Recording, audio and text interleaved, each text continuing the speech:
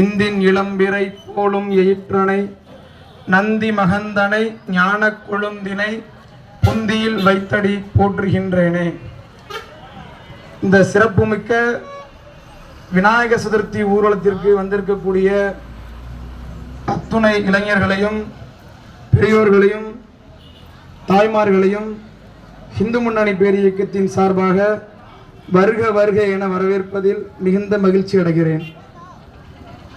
விநாயக சதுர்த்தி ஊர்வலம் அப்படிங்கிறது ஆன்மீகம் அப்படிங்கிறது மட்டும் கிடையாது. ஒவ்வொரு ஹிந்துவிடமும் தேசபக்தி வரணும், தெய்வீக பக்தி வரணும் அப்படிங்கிற ரெண்டு விஷயத்தை முன்னிலைப்படுத்தி தான் இந்து முன்னணி பேரியக்கம் தமிழ்நாடு முழுக்க இந்த விநாயக சதுர்த்தி ஊர்வலத்துக்கான வேலையை நம்ம ஆரம்பிக்கிறோம். 1983 சென்னை திருவல்லிக்கேணியில முதலாக இந்து முன்னணி அமைப்பாளர் வீரத்துறவி ராமகோபாலன் அவர்கள் முதல் விநாயகரை பிரதிஷ்டை பண்ணி கிட்டத்தட்ட இந்த 36 ஆண்டுகள்ல தமிழ்நாடு முழுக்க இந்து முன்னணி சார்பாக 2.5 லட்சம் இடங்கள்ல விநாயகர் பிரதிஷ்டை பண்ணி நீ ஊர்வலம் நடந்துகிட்டு இருக்கு. இந்த விநாயகர் சதுர்த்தி அப்படிங்கிறது சாதாரணமா துவங்கல.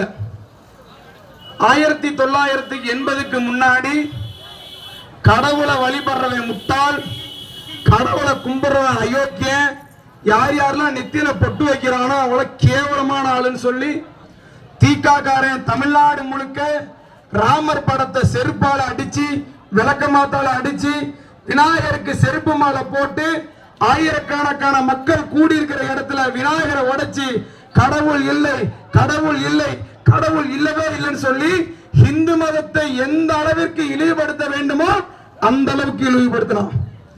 தட்டி கேட்க யாரும் இல்ல, எல்லாரும் சாமி கும்பிடுறான்.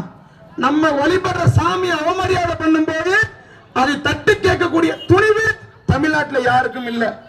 இதை பார்த்த இந்து முன்னணிங்கிற ஒரு அமைப்பு ஆரம்பிக்கிறேன்னு சொல்லி RSS அமைப்பு ஒன்று கூடி தமிழகத்தில் இந்துக்களுக்காக வாதாட போராட பரிந்து பேசுவதற்காக இந்து முன்னணி என்ற பேரியக்கத்தை உருவாக்கி இன்று தமிழ்நாடு முழுவதும் பட்டி தொட்டி எங்கும் இந்து மதத்திற்கோ இந்து வழிபாட்டு உரிமைக்கோ தமிழ் மொழிக்கோ பாதிப்பு என்று சொன்னால் முதலில் களத்தில் இறங்கி தன் உயிரையும் பணையம் வைத்து போராடக்கூடிய ஒரு மாபெரும் இயக்கம் இருக்கிறது என்று சொன்னால் அந்த இயக்கம் இந்து முன்னணி இயக்கம்.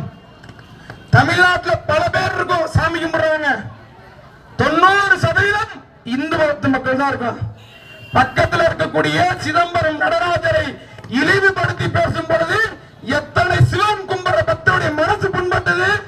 புண்படவே இல்லை. காரணம் என்ன? அவர்கிட்ட பக்தி இருக்கிறது, ஆனால் தன்னுடைய கடவுளை தவறாக பேசும் பொழுது தட்டி கேட்கக்கூடிய சக்தி இல்ல. பழனி முருகனை கொச்சப்படுத்தி பேசினா, சமயபுரம் மாரியம்மனை கொச்சப்படுத்தி பேசினா, தட்டி கேட்பதற்கு யாரும் இல்ல. தமிழ்நாடு முழுக்க நான் வழிபடக்கூடிய சாமியை யாரோ தட்டி கேட்பேன்னு சொல்லி இந்து முன்னணிக்கார தெருவா இறங்கி போராட்டம் நடத்தின காரணம் இந்துக்கள் அனாதை இல்லை, இந்துக்களுக்கு பாதிப்பு என்று சொன்னால் இந்து முன்னணிக்கார வருவான் சொல்லி தமிழ்நாடு முழுக்க தில்லை நடராஜரையும் பழனி முருகனையும் அவமரியாதையாக பேசும் பொழுது அதற்கு பதிலடி கொடுத்தது இந்து முன்னணி பேரியக்கம்.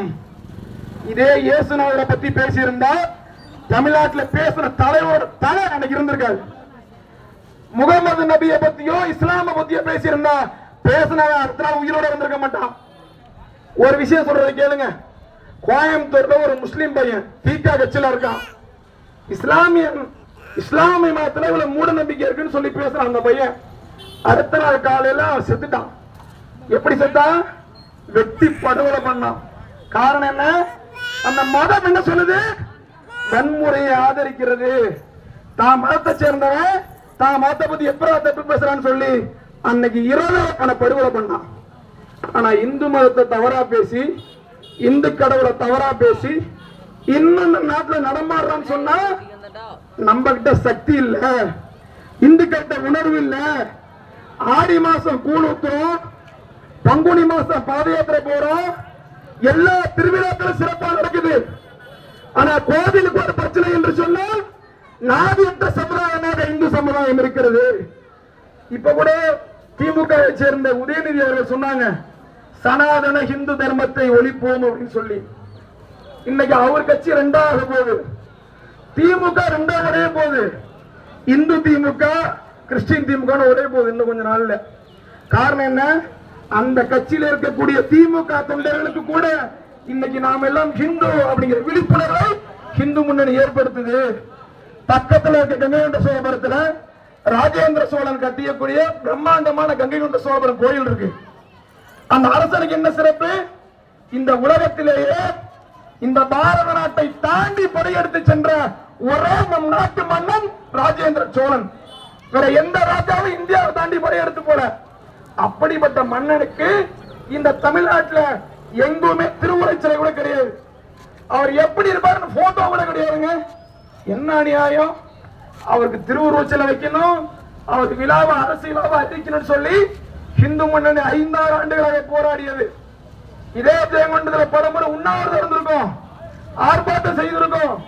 அதன் விளைவாக அரசாங்கம் ராஜேந்திர சோழனுடைய பிறந்த நாளை அரசு விழா அறிவிச்சாங்க. போன ஆண்டு அரசு விழா அறிவிச்சாங்க. மாலை போடுறதுக்கு இந்து முன்னணி நிர்வாகிகள் எல்லாம் போறாங்க. அங்க முதலமைச்சர் போட்டோ இருக்கு, முன்னாள் முதலமைச்சர் போட்டோ இருக்கு, வருங்கால முதலமைச்சர் போட்டோ இருக்கு, ராஜேந்திர சோழனோட போட்டோ காணாங்க. அப்ப இந்த நாடு யாருக்காக?